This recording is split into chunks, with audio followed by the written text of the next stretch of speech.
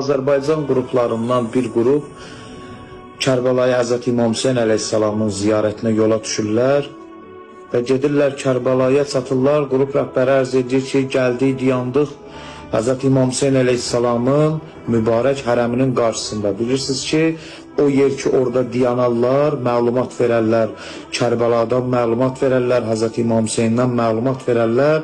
Qrup rəhbəri deyir, mən Ağa İmam Hüseyn əleyhissalamdan məlumat verirdim, Ağa İmam Hüseyn əleyhissalamı təqdim edirdim ki, kimdir və içimizdən bir ana, bir qadın çıxdı aramızdan, gəldi, diyandı Ağa İmam Hüseyn əleyhissalamın hərəminin qabağında. Diyandı Ağa İmam Hüseyn hərəminin qabağında, buyurdu, Ağacan, Hüseyncan, ya İmam Hüseyn gəlmişəm ha. Bunu deyəndən sonra üzün döndərdi, getdi otelə tərəf. Deyir, biz matüməəttəl qaldıq, hamımız buna nəzər edirdik, heç bir şey demədik, heç bir söz demədik. İkinci gün gəldi ki, biz yenidən gəldik, diyandıq həmin yerdə.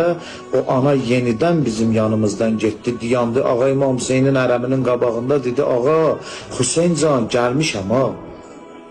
Bunu dedi, yenə üzün döndərdi, getdi otelə tərəf, deyir, hamımız yenə çaşbaş qaldıq. Üçüncü gün gələndə həmin yerə yaxınlaşdım, deyir, həmin anaya, dedim, ana, bugün axırıncı günümüzdür, bu günləri Ağa İmam Hüseyni ziyarət elədin. Əgər ziyarət eləyə bilməsən, daha sabah Azərbaycana qayıdırıq. Daxil ol, ziyarət elə. Həmin ana dedi, oğul, səbirli ol. Deyir, gəldi, yaxınlaşdı Ağa İmam Hüseynin hərəminə, diyandı, dedi, Ağa, Hüseyncan, ya İmam Hüseyn, səni and verirəm bu qolları düşən qardaşın Əbəlfəzə. Dedi, Ağa, Hüseyncan, səni and verirəm bu bir gecədə beli bükülən, saçı ağaran bacın Zeynəbə. Dedi, Ağa, Hüseyncan, səni and verirəm o Kərbəla çölündə, qollarında 3 nizəli oxla balaca boğazı üzülən 6 aylıq balan Əliyəslərə. Dedi, Ağacan, Hüseyncan, səni and verirəm o bədəni tikə-tikə doğranan balan Əliyəkbərə. Dedi, Ağacan, Hüseyncan, səni and verirəm o Mədinədə qabırğası yanan qapının arasında qalan nənəm Fatimə-i Zəhraya bizləri qəbul elə. Mən gəlmişəm bu qapıya, məni qəbul elə. Deyir, bir də gördük, ana getdi, üzü hərəmə tərəf.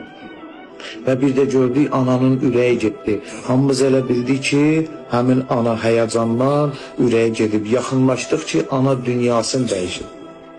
Və bilmədik, qısa eləyim bunu, ərz eləyim sizə və bilmədik ki, nə cür bunun evinə deyək, zəng elədim bunun oğluna, Azərbaycana istədim ki, deyim, anan dünyasını dəyişib, dedim, qardaş.